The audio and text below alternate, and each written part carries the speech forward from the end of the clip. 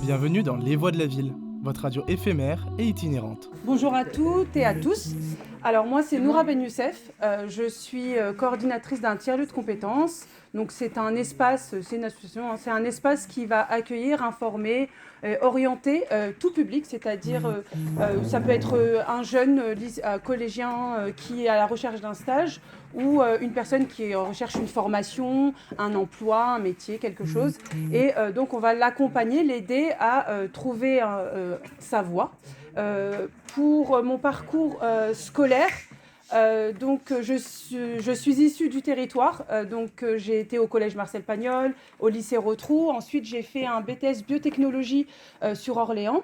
Donc c'est un BTS pour devenir technicienne de laboratoire. Je voulais travailler dans la génétique, donc les maladies orphelines, parce que dans ma famille il y a des personnes qui sont atteintes d'une maladie orpheline qui est les enfants de la lune, donc le xéroderma pigmentosum. C'est une maladie où les personnes ne peuvent pas sortir à la lumière du jour, sinon ça leur fait un cancer de la peau, ça brûle littéralement la peau.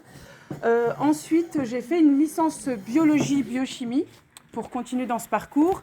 Et à l'issue de ma licence, lors d'un stage, j'ai décidé de me réorienter ailleurs, de ne pas rester dans la biologie parce que j'étais trop impliquée personnellement. C'était compliqué pour moi d'être dans la biologie, me retrouver seule dans un labo, pas de contact humain.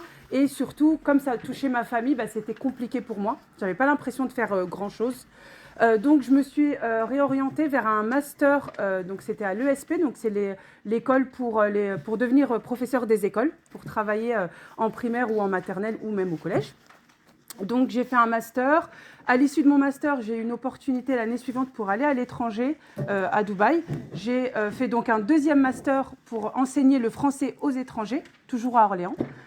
Et en parallèle, j'étais enseignante dans un collège privé pour footballeurs professionnels. Donc j'avais des petits jeunes du PSG, Bordeaux, etc. Et puis à l'issue de mon second master, j'ai été à Dubaï sur une année pour enseigner la langue française là-bas. Et ensuite, je suis revenue sur Dreux. J'ai enseigné pendant 12 ans le français langue étrangère auprès des primo-arrivants, donc les migrants, les personnes étrangères.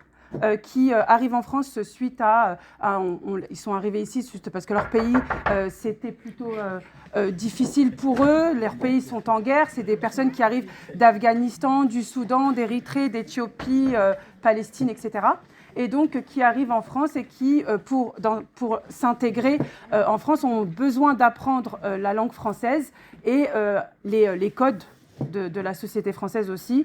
Donc voilà, et c'est tout, on va dire. Donc aujourd'hui, je travaille avec tout public, autant les migrants que les jeunes comme vous, et les personnes surtout qui sont éloignées de l'emploi.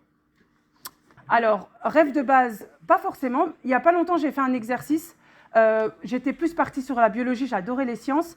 Et en fait, j'ai fait un exercice où je devais mettre mon prénom et dire un petit peu ce que je représentais quand j'avais 15 ans. Je ne sais pas, vous avez quel âge ? Vous n'êtes pas loin des 15 ans, non ? Voilà.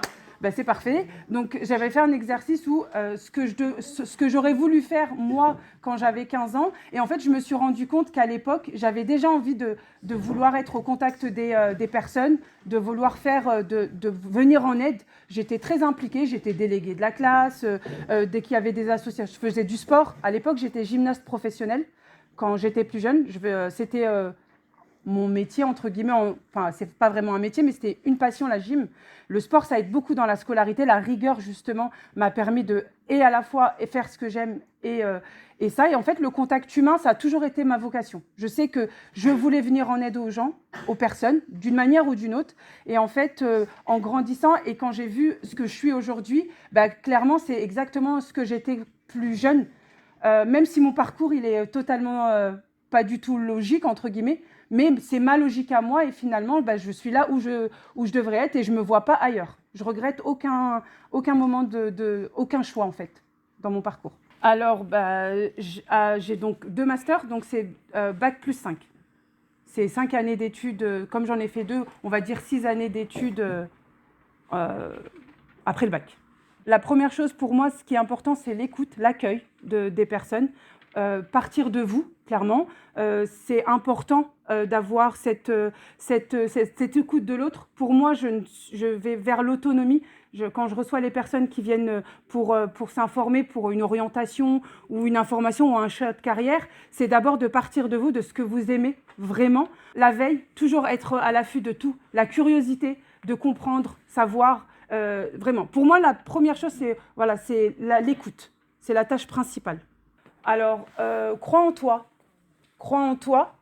Vraiment, le manque de confiance, je sais que c'est encore actuel, même si je suis beaucoup plus âgée que vous, j'ai peut-être certainement plus que le double de votre âge, c'est de croire en soi, de ne pas essayer de plaire aux autres, c'est vraiment de croire en vous, de vos choix, être bienveillant envers vous-même, avant même de l'être envers les autres, ne pas vous dévaloriser. Vraiment, moi, en tout cas, c'est ce que si j'avais pu, je cherchais beaucoup à être aimée des autres, plus jeune. Je suis encore un petit peu dans ça, à ne pas vouloir décevoir, que ce soit la sphère parentale ou les amis, etc. Mais aimez-vous, clairement, parce que personne ne le fera à votre place. Et si vous n'avez pas cette confiance en vous, vous allez être beaucoup trop impacté par les choses, même si, au final, restez vous-même. Moi, en tout cas, ne doute jamais de toi et Noura, arrête de te dévaloriser, vraiment, si je dois me parler à moi-même. C'était Les Voix de la Ville, votre radio éphémère et itinérante.